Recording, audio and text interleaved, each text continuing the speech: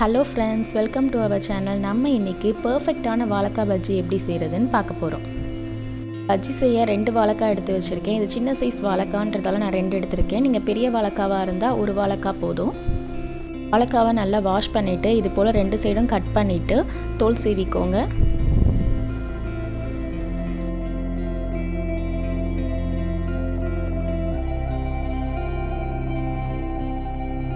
தோல் சீவின பிறகு இதை வாஷ் பண்ண வேண்டாம். இப்போ இதை நல்லா தின்னாக சீவிக்கோங்க.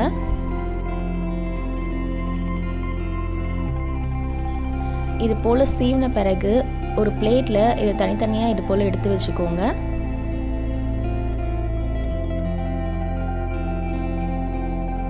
வாழைக்காவை இது போல் சீவின பிறகு ஒரு பவுலில் 1 கப் கடலை மாவு, 1/4 கப் அரிசி மாவு. மாவு நல்லா நைஸான மாவாக இருக்கணும், அப்படி இல்லைன்னா பஜ்ஜி ரொம்ப கிறிஸ்பி ஆகிடும். உங்ககிட்ட நல்லா நைஸான அரிசி மாவு இல்லை அப்படின்னா நீங்கள் இடியாப்ப மாவோ இல்லைனா கொல்கட்டை மாவோ சேர்த்துக்கலாம். தேவையான அளவு உப்பு, 1/4 டீஸ்பூன் பெருங்காயத்தூள், தனி மிளகாய்த்தூள் 3/4 டீஸ்பூன், இதெல்லாம் சேர்த்து நல்லா மிக்ஸ் பண்ணிக்கோங்க.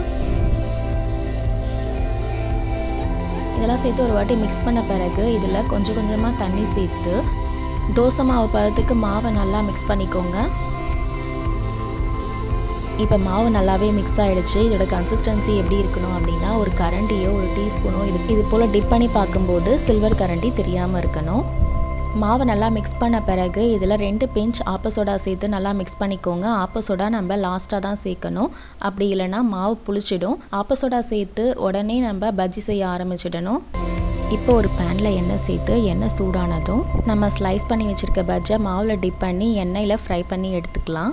நம்ம பஜ்ஜை ஆயிலில் ஆட் பண்ணும்போது ஆயில் மீடியம் ஹீட்டில் தான் இருக்கணும். நம்ம ஃப்ரை பண்ணுற பஜ்ஜும் மீடியம் ஹீட்டில் தான் ஃப்ரை பண்ணி எடுக்கணும். பஜ்ஜி நல்லாவே உப்பிட்டு வருது.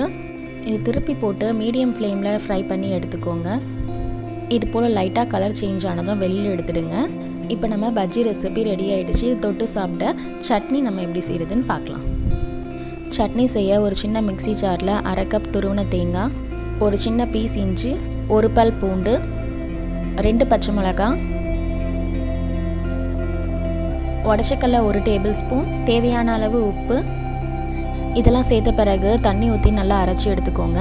இப்போ இதை நான் அரைச்சி எடுத்துட்டேன். இப்போ இதை நம்ம தாளிச்சிடலாம்.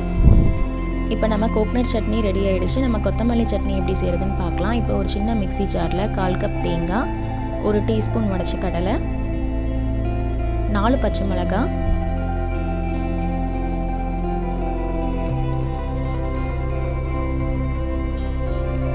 சின்ன வெங்காயம் 5 கட் பண்ணி சேர்த்துக்கோங்க. இது கூடவே ஒரு பெரிய சைஸ் தக்காளி, சின்ன தக்காளியாக இருந்தால் 2 சேர்த்துக்கோங்க. கொத்தமல்லி இலைகள், தேவையான அளவு உப்பு, இதெல்லாம் சேர்த்து நல்லா அரைச்சி எடுத்துக்கோங்க. இப்போ நான் இதை நல்லா அரைச்சி எடுத்துட்டேன். இப்போ இதை ஒரு பவுலில் சேர்த்துட்டு நம்ம தாளிச்சிக்கலாம்.